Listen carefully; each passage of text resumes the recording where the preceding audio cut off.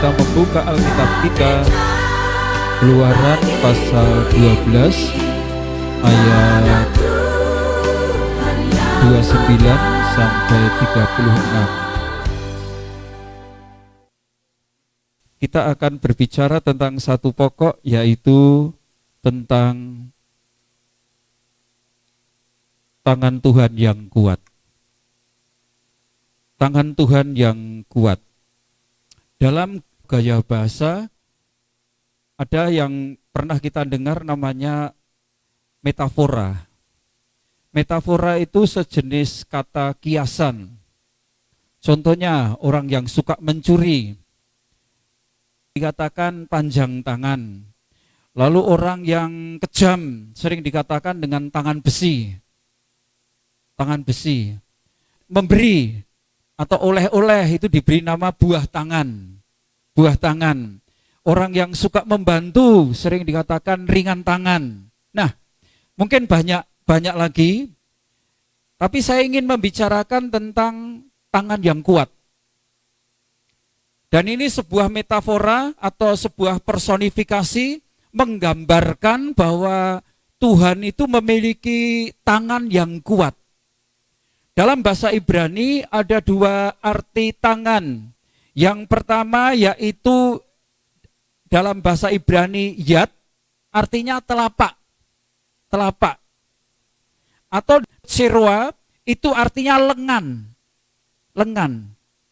Tuhan pada waktu disebut tangan Tuhan, itu bukan Tuhan memiliki tangan, tidak.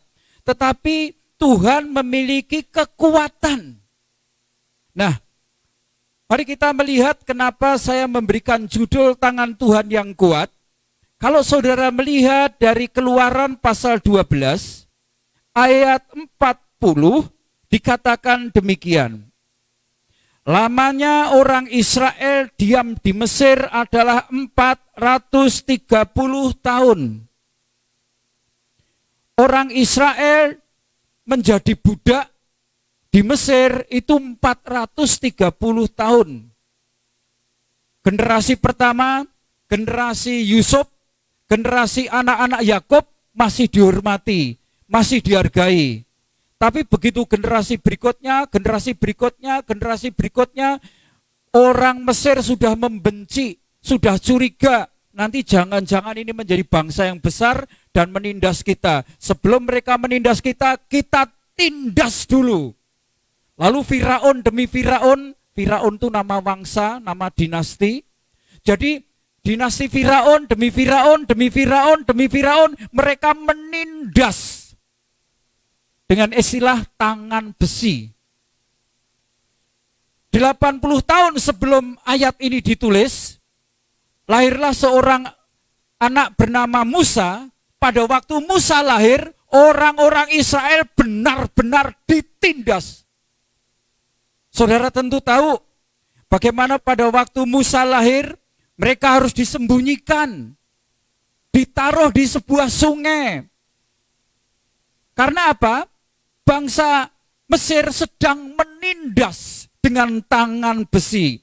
Lalu mereka dari tahun ke tahun menindas, dan tangan besi Firaun seolah-olah tidak ada yang bisa mengalahkan. Itulah sebabnya pada pasal 12 saya memberikan judul tangan Tuhan yang kuat. Tangan Tuhan yang kuat karena harus berhadapan dengan tangan besi Firaun yang kuat. Saudara, mari kita lihat pasal 12 ayat 29. Maka pada tengah malam Tuhan membunuh tiap-tiap anak sulung di tanah Mesir. Dari anak sulung Firaun yang duduk di tahtanya sampai kepada anak sulung orang tawanan yang ada di liang tutupan, beserta segala anak sulung hewan. Tangan Firaun yang kuat, tangan besi, menindas bangsa Israel. Tapi tangan Tuhan yang kuat menyelamatkan. Dipanggillah Musa untuk menjadi pemimpin untuk menyelamatkan. Lalu ringkas cerita saja. Tuhan membuat tulah air berubah menjadi darah. Lalu ada kata di mana-mana, tangan besi Firaun, semua masih dikompromikan. Intinya 9 tulah, baik darah, kata, nyamuk, lalat pikat, penyakit sampar, bara, hujan es, belalang, gelap gulita, semua masih dikompromikan, ditawar-menawar, dan tangan besi Firaun nampaknya masih menang. Ya, tapi begitu tulah ke-10, tangan Tuhan yang kuat membunuh anak sulung Firaun, membunuh anak sulung para tawanan, membunuh anak sulung binatang-binatang piaraan, seluruh kematian anak-anak sulung. Tangan Tuhan yang kuat membuat tangan besi Firaun semakin kecil nyali. Dia bisa melakukan apapun juga, tapi satu hal yang dia tidak bisa menghentikan, kematian. Kalau sudah berbicara tentang kematian, orang yang memiliki kekuatan tangan besi dikalahkan oleh tangan Tuhan yang kuat. Bukan hanya menghancurkan anak-anak sulung, tetapi nanti pada waktu mereka tetap mengejar, tangan Firaun yang kuat tetap mengejar. Lalu di depan ada laut Tebro, di belakang ada prajurit Firaun, tetapi tangan Tuhan yang kuat membelah laut. Membelah laut. Dan akhirnya tangan Tuhan yang kuat menenggelamkan kekerasan hati dan tangan besi Firaun dan para pembesarnya.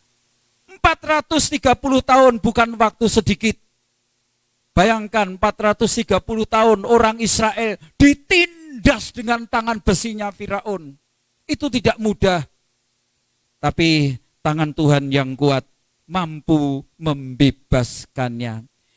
Saudara, kadang-kadang kita berpikir tangan Tuhan yang kuat itu tangan yang lemah lembut ya. Saya mau beritahu dari mimbar ini, tangan Tuhan yang kuat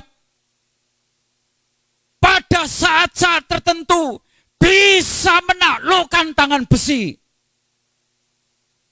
Dan pada saat-saat tertentu bisa menghukum, mendatangkan hukuman. Saudaraku yang dikasihi Tuhan, mari kita sebelum melanjutkan, jangan pernah kita merasa hebat dan kuat. Jangan. Lalu mentang-mentang hebat, lalu saudara menggunakan kekuatan tangan besi. Ya, atau ada istilahnya apa? Oh, itu tangan kanan. Ya. Apabila pejabat memiliki asisten disebut, oh itu tangan kanannya. Saya tidak mengecam dan memang saya harus memberikan rasa hormat kepada mereka-mereka yang memiliki status tangan kanan. Orang penting. Tapi dari mimbar ini, saya ingin mengingatkan kita, mari kita merendahkan diri kepada tangan Tuhan yang kuat. Saya membaca beberapa tokoh-tokoh. Sebagai contoh, Daniel pasal 4 ayat 33, ada Raja Nebukadnezar, Raja Babel yang hebat, yang dia membuat patung, semua disuruh menyembah. Tapi pada saatnya, bila tangan Tuhan yang kuat menaklukkan seorang raja, maka Raja Nebukadnezar dihilangkan akal budinya. Nanti bisa membaca, ya. Daniel 4 ayat 33, ada seorang Raja Nebukadnezar yang Raja Babel hebat, tetapi di tangan Tuhan yang kuat bisa hilang akal budinya. Lalu dia merangkak, dia makan rumput, makan tanaman. Tangan besi dikalahkan dengan tangan Tuhan yang kuat. Saya juga memiliki data bagaimana di dalam Kisah Para Rasul pasal 12 ayat 23. Di sana ada Herodes yang menyamakan diri seperti Allah. Tapi tangan Tuhan yang kuat menurunkan malaikatnya, menampar. Mati dimakan cacing. Nanti Bapak Mama bisa membaca dari kitab Kisah Para Rasul pasal 12 ayat 23. Ya. Tangan ya Tuhan yang kuat bisa mendatangkan hukuman bagi Firaun. Tangan Tuhan yang kuat bisa mendatangkan hukuman bagi Nebukadnezar, bagi Herodes. Dan saya mengingat sebuah peristiwa. Pada waktu manusia mulai jahat melawan Tuhan, segala tingkah lakunya menyakitkan hati Tuhan. Tangan Tuhan yang kuat bisa menenggelamkan mereka dengan air bah. Apakah masih kurang alasan? Kalau tangan Tuhan yang kuat mampu memberikan penghukuman juga. Mungkin biasanya di mimbar saudara selalu mendengar berkat, mujizat, pemulihan, kebaikan, dan kelemah lembutan. Hal-hal yang baik, tapi untuk keseimbangan saya harus sampaikan. Saudara, jangan pernah bermain-main dengan Tuhan. Dia memiliki tangan yang kuat, bisa mendatangkan hukuman. Itu yang pertama. Yang kedua, Keluaran pasal 12 ayat 36. Dan Tuhan membuat orang Mesir bermurah hati. Terus, terhadap bangsa itu, sehingga memenuhi permintaan mereka. Demikianlah mereka merampasi orang Mesir itu. Tadinya tangan Tuhan yang kuat membebaskan, mengalahkan orang Mesir, Firaun dan bangsanya. Tapi bukan itu saja. Ternyata tangan Tuhan yang kuat itu bukan hanya menghukum, tapi mampu mengubah. Yuk kita lihat ayat-ayatnya. Yang pertama, baca ayat 32. Bawalah juga kambing dombamu, lembu sapimu, seperti katamu itu. Tetapi pergilah dan pohonkanlah juga berkat bagiku. Ini sulit sekali. Firaun si tangan besi. Diubah Tuhan. Sudah kamu pergi. Sebelum pergi, ayo aku berkati dulu. Aku diberkati. Ya, tangan Tuhan yang kuat bukan hanya menghajar. Tangan Tuhan yang kuat bukan hanya menghukum. Tapi memberikan peluang untuk mengubah. Ayo kita lihat bagaimana bukan hanya Firaun yang berubah.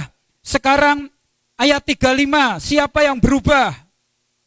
Orang Israel melakukan juga seperti kata Musa. Mereka meminta dari orang Mesir barang-barang emas, perak, serta lain-lainnya. Lalu ayat 36, dan Tuhan membuat orang Mesir bermurah hati. Tuhan mengubah pimpinannya, tangan besi, tapi juga mengubah rakyatnya. Yang rakyatnya tadi benci, rakyatnya tadi pelit, menindas, tapi begitu Tuhan mengubah, bangsa Israel disuruh pergi. Ayat 36. Dan Tuhan membuat orang Mesir bermurah hati. Kalau saudara menemukan orang pelit, sudahlah, tidak usah dikotbahi. Tidak usah merengek-rengek, doakan aja, Tuhan mampu mengubah. Kalau saudara menemukan orang kasar, saudara menemukan orang bengis, saudara menemukan orang seperti tidak punya perasaan, doakan. Jangan langsung minta tangan Tuhan menghukum, berikan ruang untuk berubah. Berikan ruang untuk berubah. Tangan Tuhan yang kuat bisa menghukum, tapi juga bisa mengubah. Bisa mengubah. Paulus, Kisah Para Rasul pasal 9, dia minta surat untuk menganiaya orang Kristen, tapi di perjalanan dia berubah. Saudara, masih ada kesempatan orang-orang yang kau anggap tidak berubah, orang-orang yang kau anggap mustahil, kepala batu, tangan besi, nampaknya tidak berubah. Tangan Tuhan memang ada kekuatan untuk menghukum, tapi jangan lupa, tangan Tuhan juga memiliki kekuatan untuk mengubah. Siapa tahu saudara sudah mulai bosan dengan suami yang kasar, bosan dengan anak yang tidak bisa berubah, bosan dengan tetangga yang sering menyusahkan, bosan dengan orang-orang yang sudah tidak punya perasaan. Lalu saudara mulai berkata, Tuhan, datangkanlah kekuatan tanganmu untuk menghukum. Bisa. Tapi pembalasan itu hak Tuhan, bukan hak kita.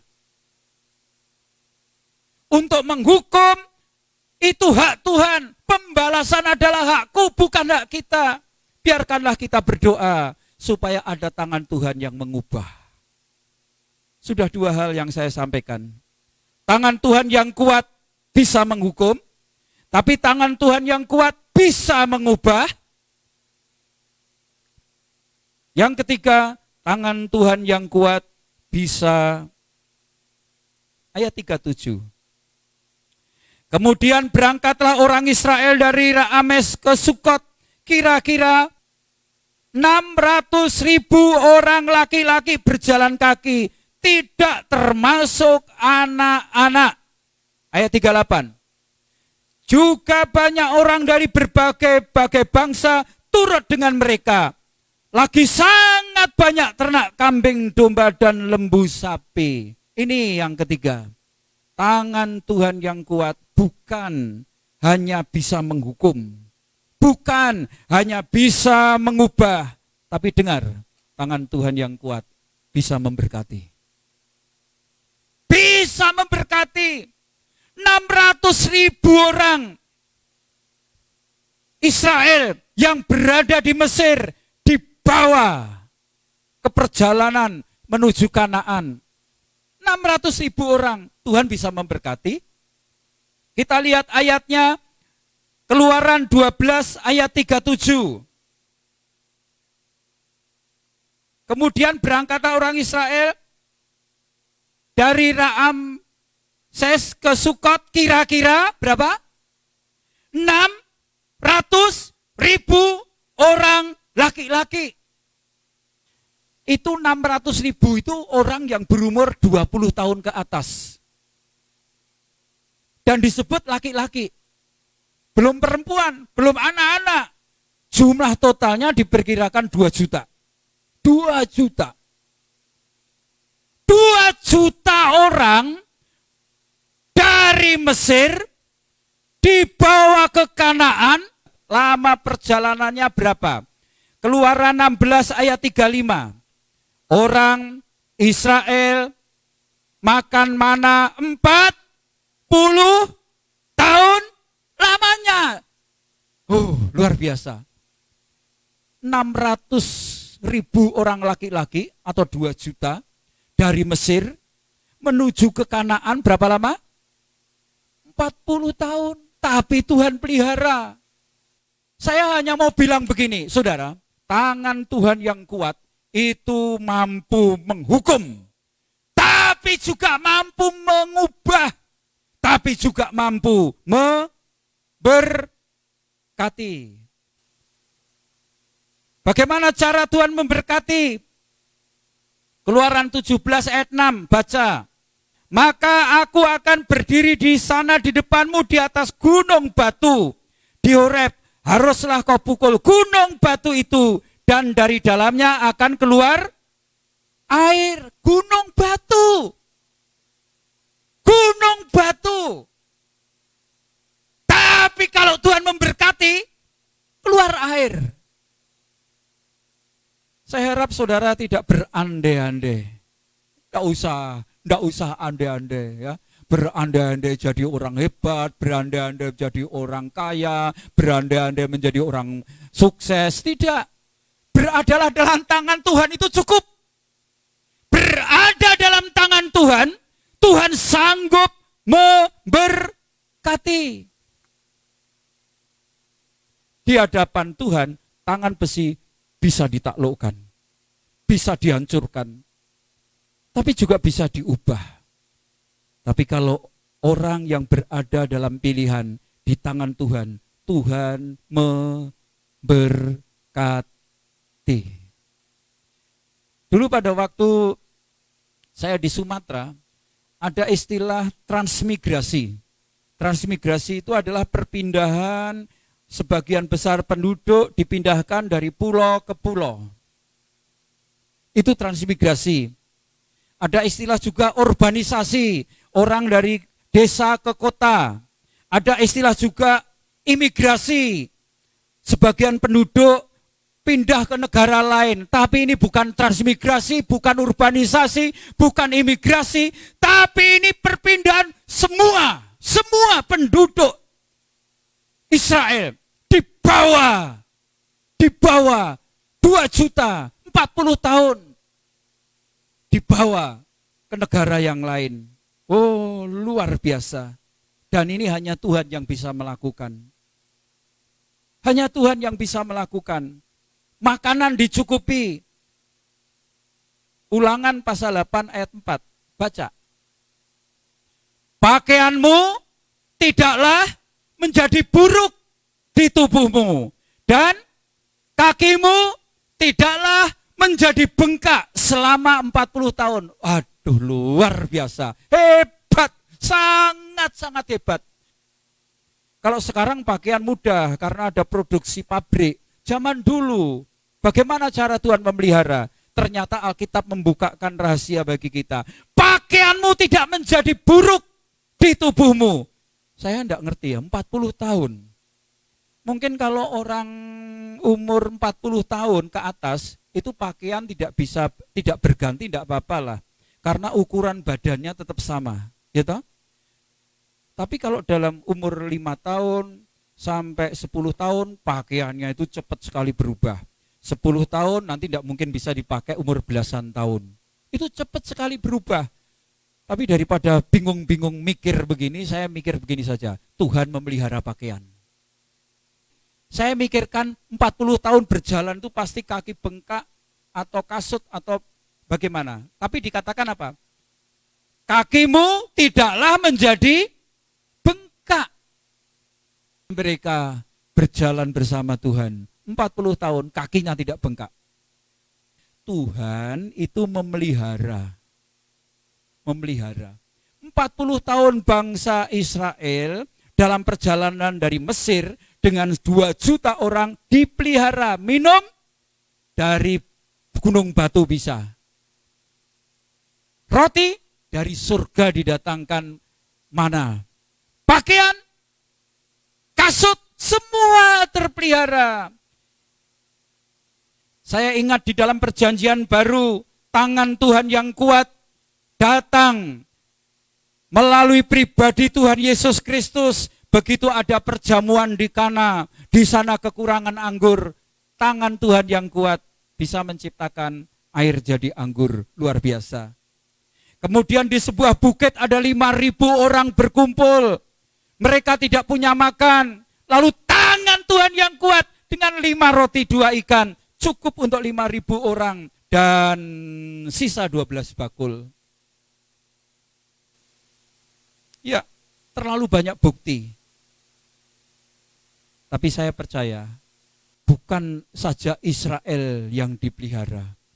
Sampai hari ini, setiap orang yang berada di tangan Tuhan, Tuhan sanggup memelihara. Tuhan terlalu sanggup memelihara. Saudara, apa yang harus kita lakukan? 1 Petrus pasal 5.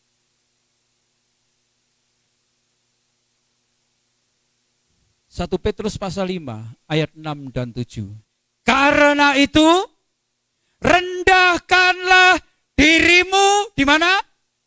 Di bawah tangan Tuhan yang kuat supaya kamu ditinggikan pada waktunya. Saya pernah direndahkan. Tapi saya nyaman aja. Yang penting saya berada di tangan Tuhan yang kuat. Kalau kita berada di tangan Tuhan yang kuat, siapa direndahkan, kelak akan ditinggikan. Karena itu rendahkanlah dirimu di bawah tangan Tuhan yang kuat. Supaya apa? Kamu ditinggikan pada waktunya. Ya. Bukan saya direndahkan. Tapi saya juga ingin mengajak kita, jangan pernah merendahkan seorang pun. Dengar, jangan pernah merendahkan siapapun. Bila saudara merendahkan orang itu, dan orang itu ternyata berada di tangan Tuhan, orang itu saudara rendahkan, Tapi pada saatnya di depanmu orang itu akan ditinggikan. Lebih baik kita merendahkan diri di bawah tangan Tuhan yang kuat, supaya kita akan ditinggikan pada waktunya. Karena tangan Tuhan yang kuat itu memelihara. Baca ayat 7 sama-sama. 1 Petrus pasal 5 ayat 7. Serahkanlah segala kekhawatiranmu kepadanya. Segala kekhawatiranmu. Saya kira semua kita khawatir ya. Khawatir. Nanti masa depan anakku bagaimana? Khawatir. Nanti kalau masa tuaku bagaimana? Khawatir. Memang khawatir itu kecil ya khawatir, besar ya khawatir, miskin ya khawatir, kaya juga khawatir, sehat ya khawatir, tidak sehat ya khawatir. Tapi Alkitab cukup menyebut satu kata. Serahkanlah segala kekhawatiranmu. Ayat ini mengingatkan, Petrus mengingatkan. Ingat. Pada waktu tangan besi Firaun menindas orang Israel. Tapi tangan Tuhan yang kuat menghancurkan Firaun. Bukan hanya menghancurkan anak-anak sulung. Tapi tangan Tuhan yang kuat membelah laut. Dan akhirnya tangan Tuhan yang kuat menenggelamkan. Tangan Tuhan yang kuat mampu menghukum. Tangan Tuhan yang kuat mampu mengubah. Tapi tangan Tuhan yang kuat juga mampu memberkati.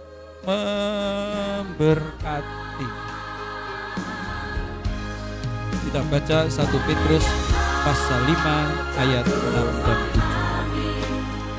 Karena itu, rendahkanlah dirimu di bawah tangan Tuhan yang kuat, supaya kamu ditinggikan pada waktunya. Serahkanlah segala kekhawatiranmu kepadanya, sebab Ia yang memelihara kamu. Kita tunduk kepala.